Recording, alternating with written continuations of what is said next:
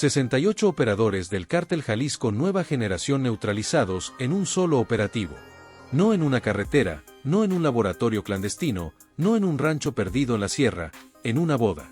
En la boda de la hija menor de Nemesio Oseguera Cervantes. La ceremonia privada, que debía ser una celebración familiar, terminó siendo el escenario del golpe más simbólico y más contundente que el Estado mexicano ha dado contra el núcleo familiar del CJNG desde la desaparición de su fundador. Y si quieres entender cómo se llegó hasta ese salón de eventos, qué pasó adentro y qué significa lo que ocurrió la madrugada de este sábado 7 de marzo de 2026, quédate porque hay mucho que contar y no todo se ha dicho todavía.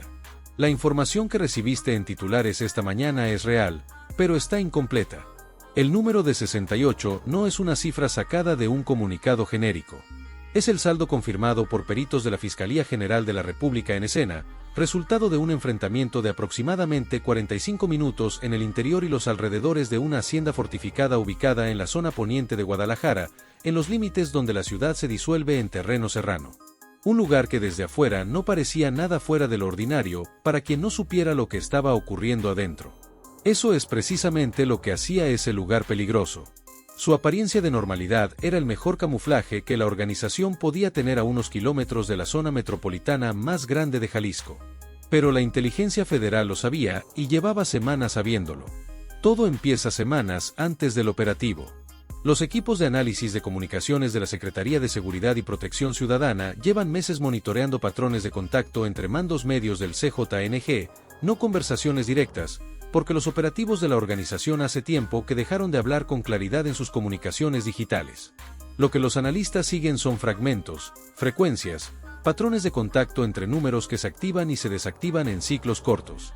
Lo que se llama en inteligencia señal sin mensaje claro, pero con un patrón que a fuerza de repetirse deja de ser ruido y empieza a ser información.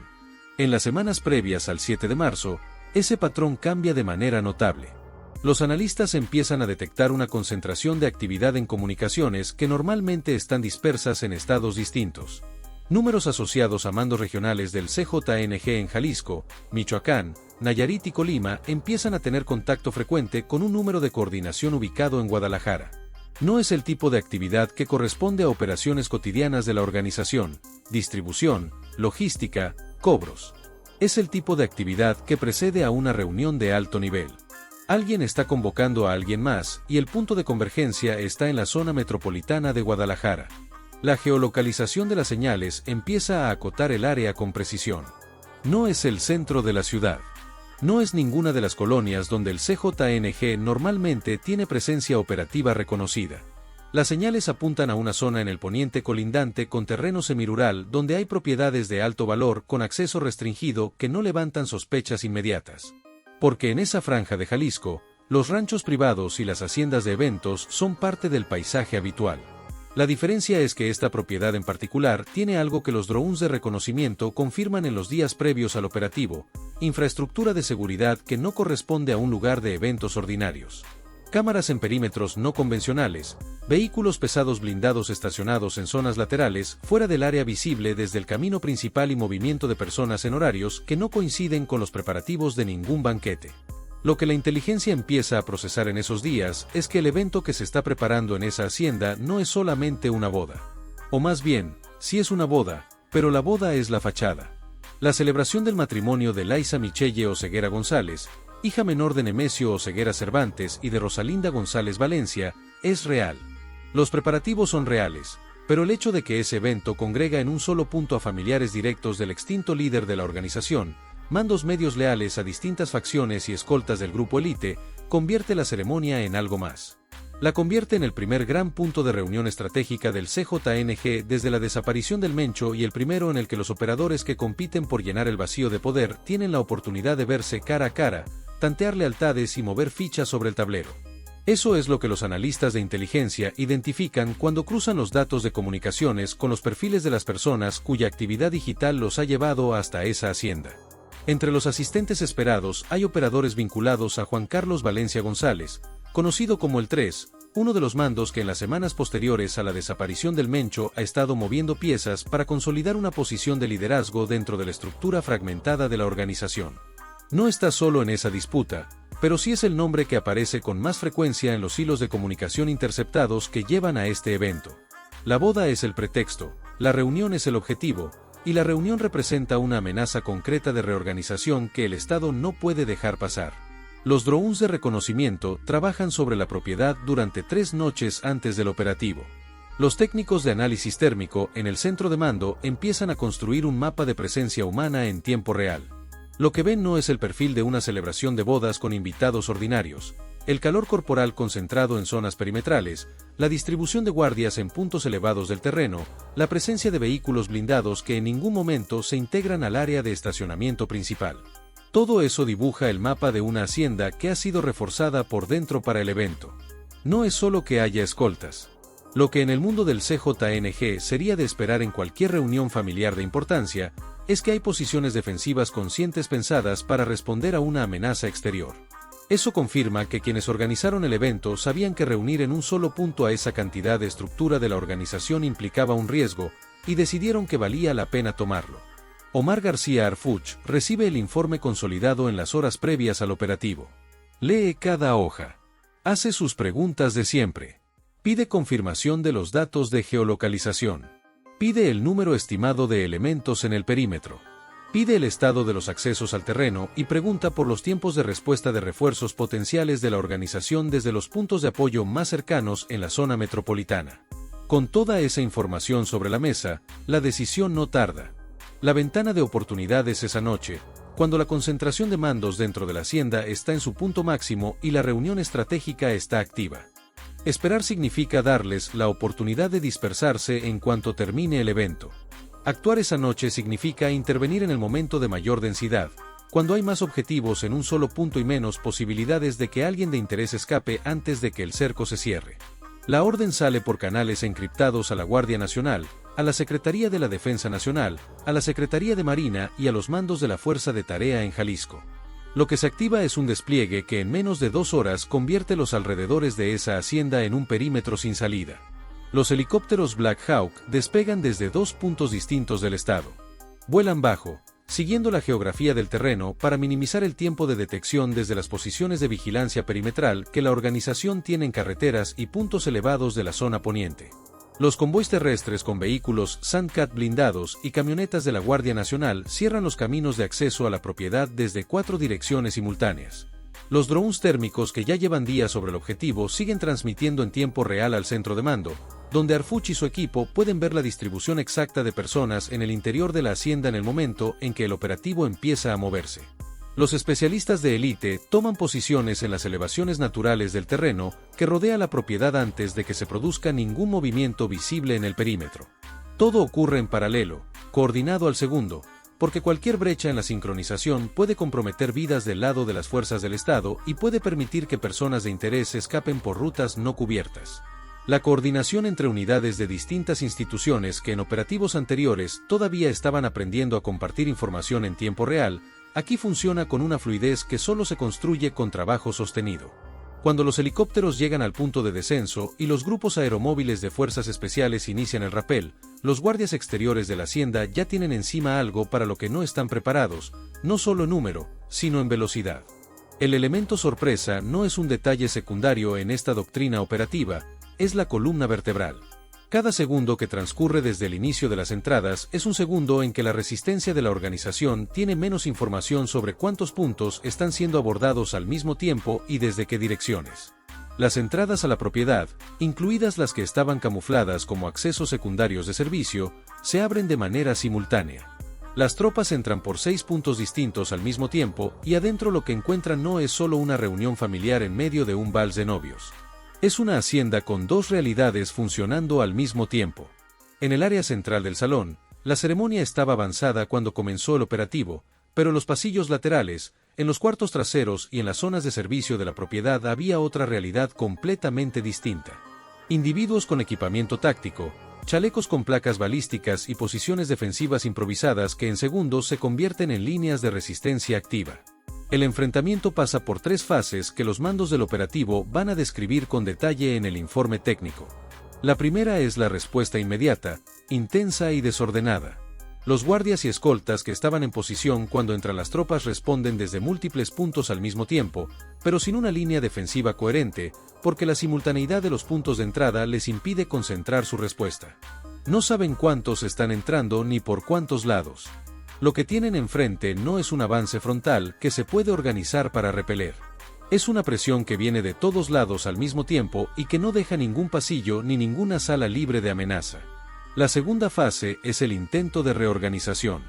Los mandos de la organización que sobreviven los primeros minutos intentan agrupar a sus hombres en los pasillos interiores más angostos de la hacienda, apostando a que en espacios confinados las tropas van a ser más cautelosas para avanzar.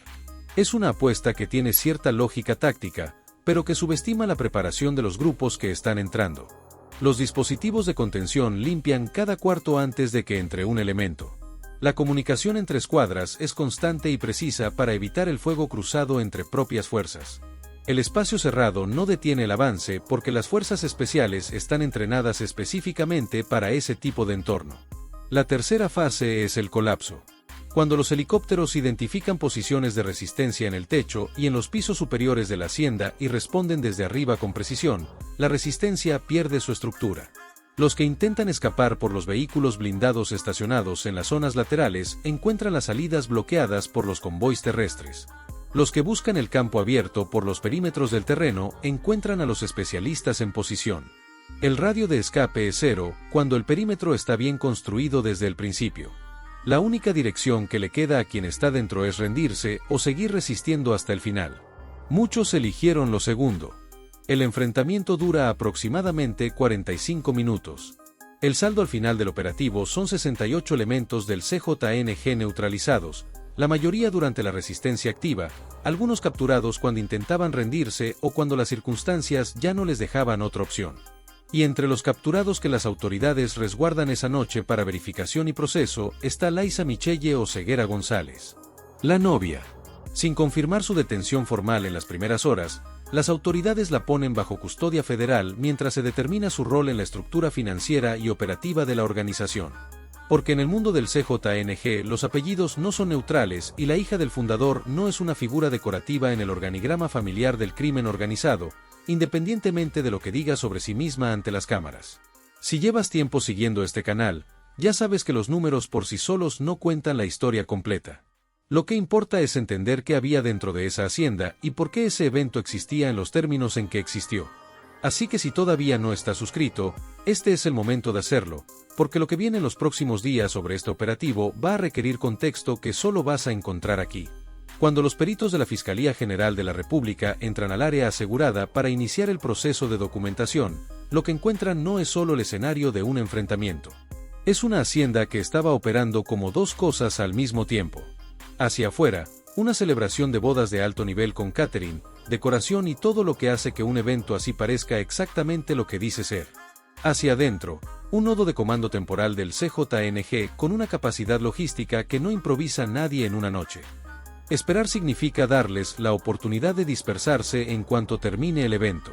Actuar esa noche significa intervenir en el momento de mayor densidad, cuando hay más objetivos en un solo punto y menos posibilidades de que alguien de interés escape antes de que el cerco se cierre. La orden sale por canales encriptados a la Guardia Nacional, a la Secretaría de la Defensa Nacional, a la Secretaría de Marina y a los mandos de la Fuerza de Tarea en Jalisco. Lo que se activa es un despliegue que en menos de 2 horas convierte los alrededores de esa hacienda en un perímetro sin salida. Los helicópteros Black Hawk despegan desde 2 puntos distintos del estado. Vuelan bajo, siguiendo la geografía del terreno para minimizar el tiempo de detección desde las posiciones de vigilancia perimetral que la organización tiene en carreteras y puntos elevados de la zona poniente. Los convoys terrestres con vehículos Sandcat blindados y camionetas de la Guardia Nacional cierran los caminos de acceso a la propiedad desde 4 direcciones simultáneas. Los drones térmicos que ya llevan días sobre el objetivo siguen transmitiendo en tiempo real al centro de mando, donde Arfuch y su equipo pueden ver la distribución exacta de personas en el interior de la hacienda en el momento en que el operativo empieza a moverse. Los especialistas de élite toman posiciones en las elevaciones naturales del terreno que rodea la propiedad antes de que se produzca ningún movimiento visible en el perímetro. Todo ocurre en paralelo, coordinado al segundo, porque cualquier brecha en la sincronización puede comprometer vidas del lado de las fuerzas del Estado y puede permitir que personas de interés escapen por rutas no cubiertas. La coordinación entre unidades de distintas instituciones que en operativos anteriores todavía estaban aprendiendo a compartir información en tiempo real, aquí funciona con una fluidez que solo se construye con trabajo sostenido. Cuando los helicópteros llegan al punto de descenso y los grupos aeromóviles de fuerzas especiales inician el rappel, los guardias exteriores de la hacienda ya tienen encima algo para lo que no están preparados, no solo en número, sino en velocidad. El elemento sorpresa no es un detalle secundario en esta doctrina operativa, es la columna vertebral. Cada segundo que transcurre desde el inicio de las entradas es un segundo en que la resistencia de la organización tiene menos información sobre cuántos puntos están siendo abordados al mismo tiempo y desde qué direcciones. Las entradas a la propiedad, incluidas las que estaban camufladas como accesos secundarios de servicio, se abren de manera simultánea. Las tropas entran por 6 puntos distintos al mismo tiempo y adentro lo que encuentran no es solo una reunión familiar en medio de un vals de novios. Es una hacienda con dos realidades funcionando al mismo tiempo. En el área central del salón, la ceremonia estaba avanzada cuando comenzó el operativo, pero en los pasillos laterales, en los cuartos traseros y en las zonas de servicio de la propiedad había otra realidad completamente distinta. Individuos con equipamiento táctico, chalecos con placas balísticas y posiciones defensivas improvisadas que en segundos se convierten en líneas de resistencia activa. El enfrentamiento pasa por 3 fases que los mandos del operativo van a describir con detalle en el informe técnico. La primera es la respuesta inmediata, intensa y desordenada. Los guardias y escoltas que estaban en posición cuando entran las tropas responden desde múltiples puntos al mismo tiempo, pero sin una línea defensiva coherente, porque la simultaneidad de los puntos de entrada les impide concentrar su respuesta. No saben cuántos están entrando ni por cuántos lados. Lo que tienen enfrente no es un avance frontal que se puede organizar para repeler. Es una presión que viene de todos lados al mismo tiempo y que no deja ningún pasillo ni ninguna sala libre de amenaza. La segunda fase es el intento de reorganización. Los mandos de la organización que sobreviven los primeros minutos intentan agrupar a sus hombres en los pasillos interiores más angostos de la hacienda, apostando a que en espacios confinados las tropas van a ser más cautelosas para avanzar. Es una apuesta que tiene cierta lógica táctica, pero que subestima la preparación de los grupos que están entrando. Los dispositivos de contención limpian cada cuarto antes de que entre un elemento. La comunicación entre escuadras es constante y precisa para evitar el fuego cruzado entre propias fuerzas. El espacio cerrado no detiene el avance porque las fuerzas especiales están entrenadas específicamente para ese tipo de entorno. La tercera fase es el colapso. Cuando los helicópteros identifican posiciones de resistencia en el techo y en los pisos superiores de la hacienda y responden desde arriba con precisión, la resistencia pierde su estructura. Los que intentan escapar por los vehículos blindados estacionados en las zonas laterales encuentran las salidas bloqueadas por los convoys terrestres. Los que buscan el campo abierto por los perímetros del terreno encuentran a los especialistas en posición. El radio de escape es 0 cuando el perímetro está bien construido desde el principio. La única dirección que le queda a quien está dentro es rendirse o seguir resistiendo hasta el final. Muchos eligieron lo segundo. El enfrentamiento dura aproximadamente 45 minutos. El saldo al final del operativo son 68 elementos del CJNG neutralizados, la mayoría durante la resistencia activa, algunos capturados cuando intentaban rendirse o cuando las circunstancias ya no les dejaban otra opción. Y entre los capturados que las autoridades resguardan esa noche para verificación y proceso está Laisa Michelle Oseguera González, la novia. Sin confirmar su detención formal en las primeras horas, las autoridades la ponen bajo custodia federal mientras se determina su rol en la estructura financiera y operativa de la organización. Porque en el mundo del CJNG los apellidos no son neutrales y la hija del fundador no es una figura decorativa en el organigrama familiar del crimen organizado, independientemente de lo que diga sobre sí misma ante las cámaras. Si llevas tiempo siguiendo este canal, ya sabes que los números por sí solos no cuentan la historia completa. Lo que importa es entender qué había dentro de esa hacienda y por qué ese evento existía en los términos en que existió. Así que si todavía no estás suscrito, este es el momento de hacerlo, porque lo que viene en los próximos días sobre este operativo va a requerir contexto que solo vas a encontrar aquí. Cuando los peritos de la Fiscalía General de la República entran al área asegurada para iniciar el proceso de documentación, lo que encuentran no es solo el escenario de un enfrentamiento. Es una hacienda que estaba operando como dos cosas al mismo tiempo. Hacia afuera, una celebración de bodas de alto nivel con catering, decoración y todo lo que hace que un evento así parezca exactamente lo que dice ser.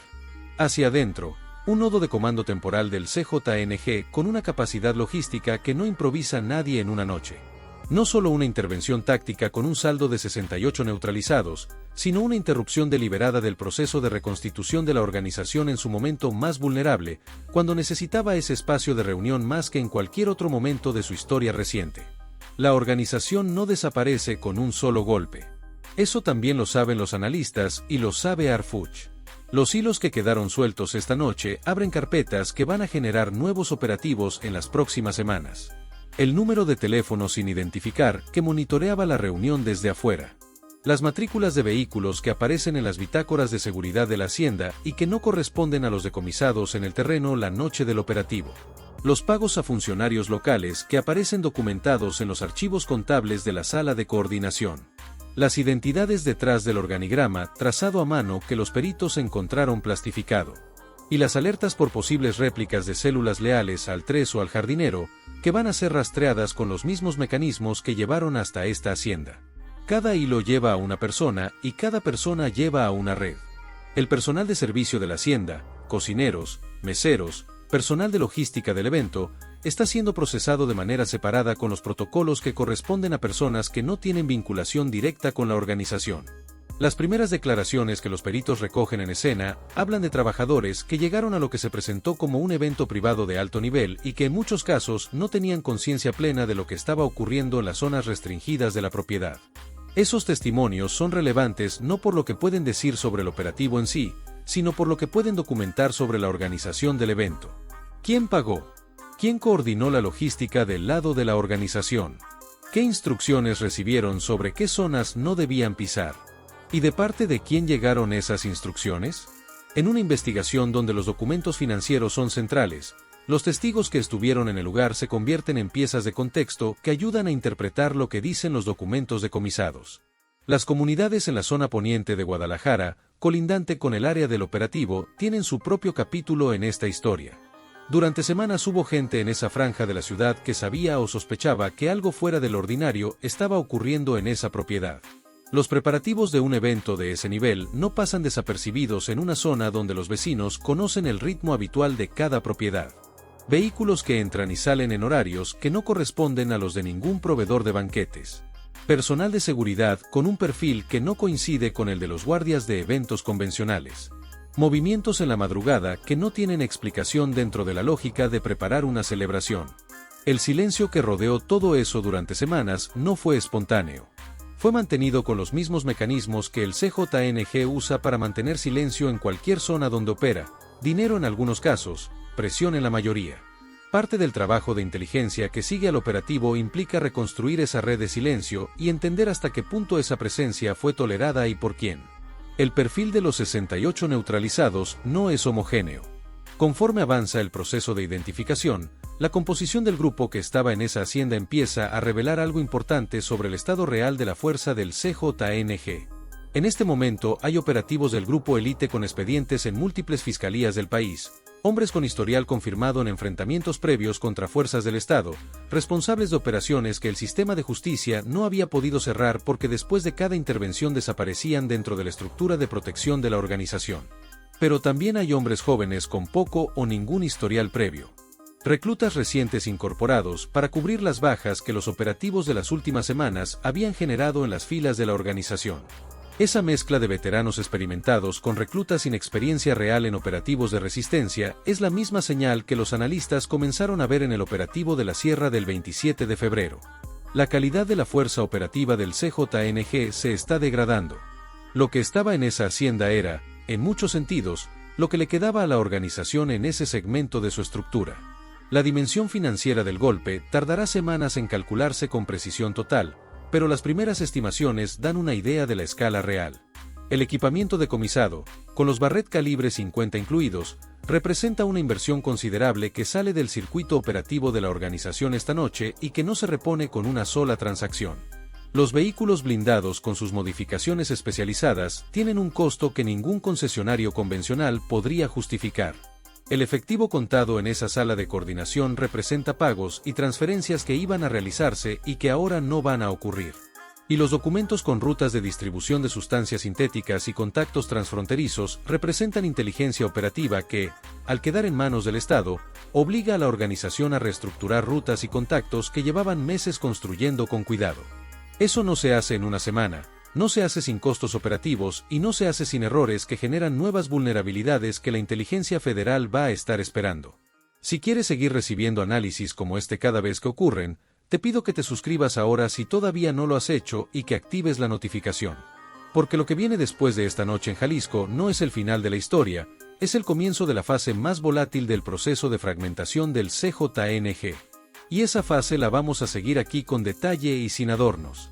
Como siempre, 68 integrantes del CJNG neutralizados en un solo punto, el núcleo familiar del extinto líder bajo custodia federal, los documentos que describían el futuro de la organización en manos del Estado y el proceso de reorganización que esa boda debía catalizar, interrumpido en el momento en que más lo necesitaban y en el lugar que habían elegido para que fuera indetectable.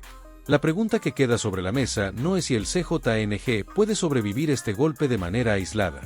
Es si puede sobrevivir la velocidad y la consistencia a la que el Estado está interviniendo en este momento, sin darle tiempo de respirar entre un operativo y el siguiente, actuando cada vez que intenta reagruparse y cada vez que intenta construir algo nuevo sobre las ruinas de lo que ha perdido. Los próximos días van a empezar a responder esa pregunta, y lo que vaya ocurriendo, con toda la complejidad que tiene, lo vamos a seguir contando aquí.